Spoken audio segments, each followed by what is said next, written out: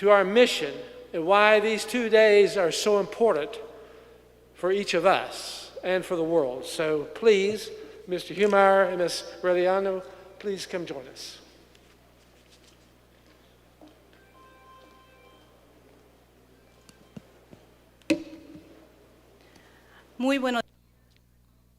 Good day, everyone. I would first like to thank the organizers, mainly my grand mentor and friend, Congressman Robert Pittenger, and also Honorable Alejo Campos, and greet the Minister Pino, and also the President of the Parliamentary, and also the President of the National Assembly. It's a pleasure for me to be once again here in Panama. 25 years ago, I started my career path as a young diplomat here in Balboa Avenue in the Embassy of the United States at that time, where I was able to cover the Panama Canal and the return to Panama from the United States, and where we are in Fort Amador, and also all different evils that continue to threaten us, not only drug trafficking, organized crime. So this is why we're here today in regards to money laundering. Today, I will share with you my latest research in regards to the impact of the pandemic in regards to transnational organized crime. I am about to publish a study in the next 10 days. I would like to share with you some slides to talk about our current environment for this very important parliamentary forum.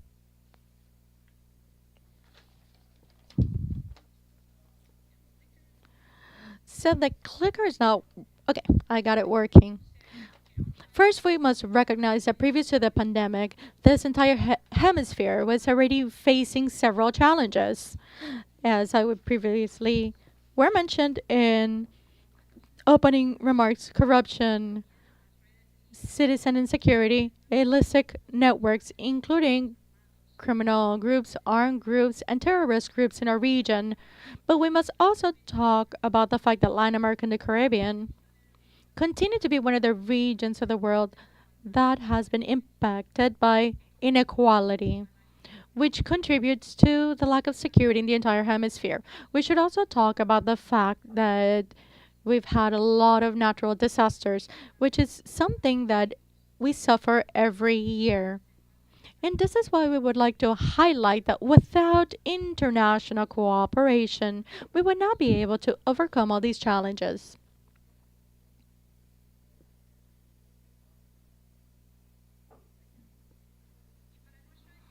For our region, the COVID-19 virus has had a greater impact in regards to the amount of infections, but also in regards to the amount of deaths we've had. We continue trying to overcome this virus. This virus has had a multifaceted impact. So this is why I would like to talk in regards to these four different categories, where public health, how this is affecting our economies, public security, and finally democracy. What we have seen is that in several countries, we have tried to respond to the pandemic with leadership, the capacity of the state, and social trust. But even in my own country, in the United States, and even friendly states, it's still difficult to be able to overcome this virus. We are trying to face the health challenges with detection, prevention, and lastly with vaccines. We're also trying to stimulate our economic activity, because this is a two-phase crisis. It's a health crisis with an economic crisis right along it. Now, when we talk about security, and this is why we're here, I think it's very interesting that we're here in Parliamentary, right next to the Ministry of Security of the country of Panama. We've seen that we've had to uphold the rule of law and also the protection of our population during the pandemic, not only in a personal sphere, but also in a professional sphere, meaning that we need more cooperation along all sectors to be able to face the scourge that this virus is bringing. What have we seen? Each country has had to dedicate not only efforts but also resources towards educating and creating awareness in their population in regards to those preventative measures. But also, we've had problems and challenges in regards to testing and therapies. And finally, there are several vaccines that are able to mitigate the expansion and the expansion of this virus. What we might have not anticipated a year and a half ago was the huge impact to economy under international trade and specifically in tourism in our region. So this is what governments were able to see, not only how to safeguard public health with quarantines and lockdowns without harming the economy. We've seen that these economies have affected all countries in the world. And we're finally moving out of that stage. But what we have seen, there has been a reaction and the impact of democracy due to lockdowns. We've seen that the right to protest, the right to express your opinion, the human rights have been violated by the policies of several governments, not in the entire world, not only in the Americas. This has had an impact in public security of our countries. Here I've chosen two pictures. I travel throughout the entire region a lot. Right in front of the Sheraton Hotel in Lima, where my team and myself were staying, you can see members of the Peruvian army maintaining upholding the lockdown for Lima, Peru. And right next to it, we have Colombian police with in the border with Cucuta, right at the border. And you can see the flow of those Venezuelan people that are trying to leave the Venezuelan regime under Maduro. What do we mean is that security forces, including armed forces,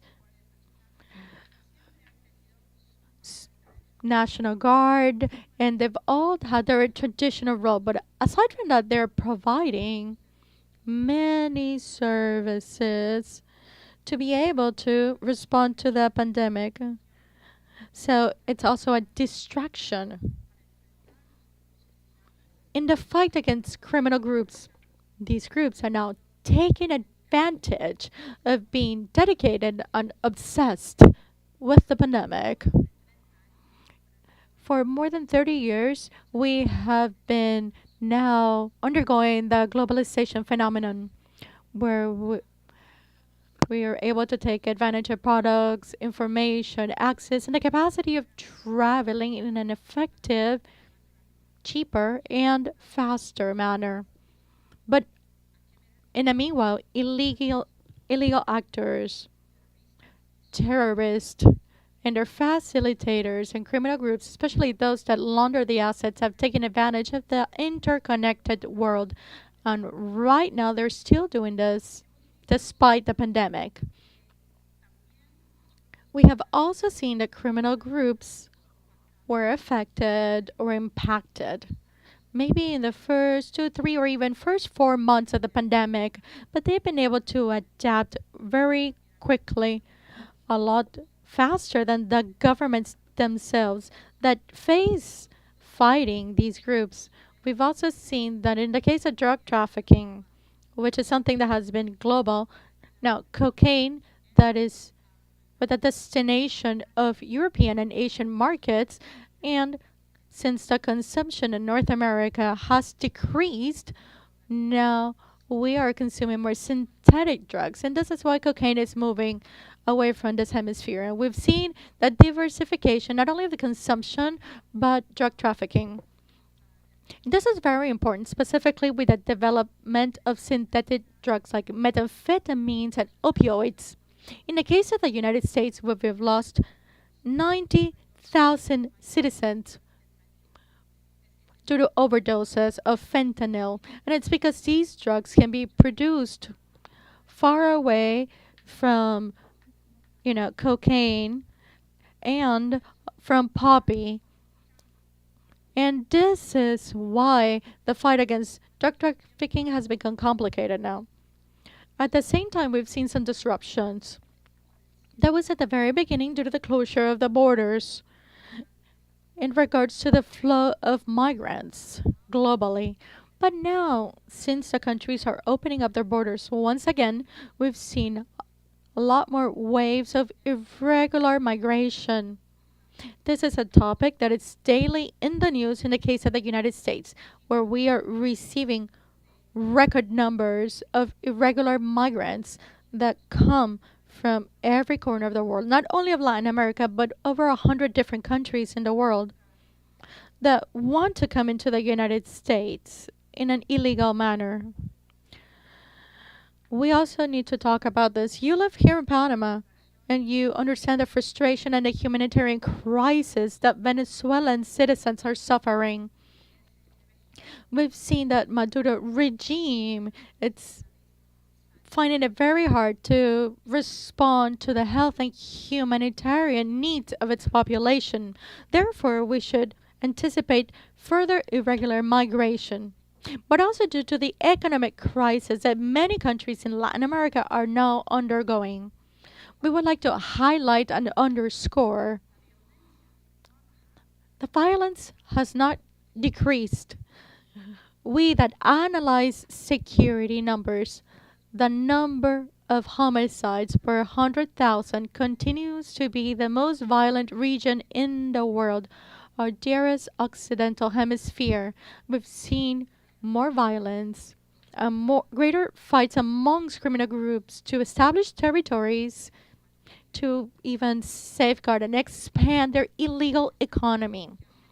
And you know that violence really affects women and children, and it's something that we need to face. Violence against women, and also its relationship with this transnational organized crime. So this is why we're here in the next today. In regards to money laundering, we've observed that these illegal groups are adapting themselves and they're very agile in regards to finding new ways. And we have many panels today and tomorrow that will talk about the use of technology with fintechs and cryptocurrency in the way in which they're able to mobilize illegal flows globally. So we also need to realize that in the 21st century, the internet that helps us every day, it's also at the same time empowering in a very impressive manner illegal economy. So all the crimes that we used to have in the physical sphere, we must recognize that they're being duplicated in the cyber world. We also need to think that we run the risk in this region, specifically with regions that don't have the capacity of the state to maintain order. So this is where they run the risk of an alternate governance where criminals themselves are able to infiltrate the governments, or they are proposing their own political candidates, or are filling in the gap left by a lack of government. So this is where we can see that the Sinaloa cartel was giving out boxes to people that did not have enough food and other needs to be able to not only save themselves but to care for themselves during the pandemic. So what is it that we need to do? Each and every one of us have a role. We need to think that every country or security forces needs to maintain the traditional roles while we also attend to the pandemic. We cannot decrease resources and attention to transnational crime because they're becoming stronger. We also need to study and appreciate how all these different groups now are innovating. They're ever changing the ways in which they work and taking advantage of that new pandemic environment. Like I mentioned previously, and like Alejo mentioned, we need to invest in human capital within our countries. And with this, not only education, but education in values and reinforcing opportunities within the legal economy so that we do not run the risk of people being recruited by criminal groups.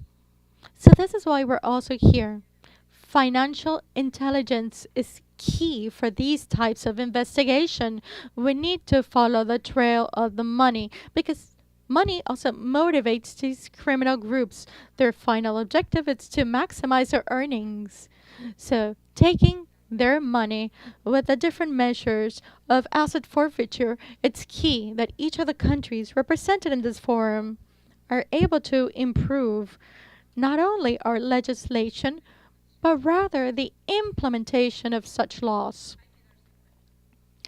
We must also realize, because it's no longer a secret, that prior to the pandemic, there was this rivalry between the United States, China, and Russia within this hemisphere.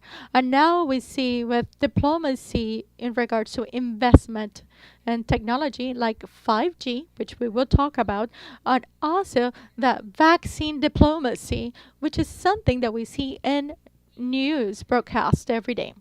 So, what is it that we need to do to be able not to address but recover from the pandemic? First, we need to solve the health crisis with vaccination.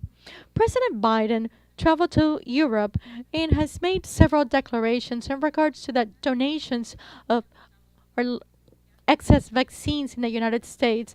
And these vaccines of Moderna, Pfizer, and Johnson are on their way now to be able to support a global response towards this virus, COVID-19. It's something that it's necessary but can also speed up the health and economic recovery. But we also need to think about how to strengthen the economic growth, but also socioeconomic development. Unfortunately, we've seen this, and Joseph would talk about this. There is a lack of trust in the government institutions. If we look to our neighboring country, Colombia, we've seen violent protests where people are showing how upset they are, the social unrest because their expectations were not fulfilled. So, because they were already there before COVID 19. And finally, we need to reinforce, just like Senator Pizarro mentioned, strengthening citizen security and to face the violence which is a scourge in our region in comparison to other regions of the world. And we also need to update international organizations like WHO, OAS, and the United Nations. All these organizations were founded in 1947 after World War II. Maybe they're not as capable to face all the threats of the 21st century. And this is why we require international cooperation, but maybe in a way that brings in further innovation, but greater capacity to be able to address global issues like global change, the next pandemic, and socioeconomic problems. And we must recognize to promote safety and prosperity in our hemisphere, we need to establish the rule of law. We need to speed up investment and development. We need to emphasize citizen security, but mostly we need to fight against corruption and impunity because corruption and impunity, it's the way in which these armed groups and criminal groups are able to take advantage of that specific environment and threaten the security of the entire region. And this is why we need to call to arms to ensure that governments don't aren't able to monopolize national security. We need to call in the public sector and the civil sector, which includes education, NGOs, to ensure that they can all collaborate in that specific fight to ensure that the effort is of the entire nation and of all the nations here represented to ensure that we're able to achieve a prosperous and safe hemisphere from now on. Thank you so much for this opportunity, and we are here to support you. It was a pleasure to be here physically in the Parlatino.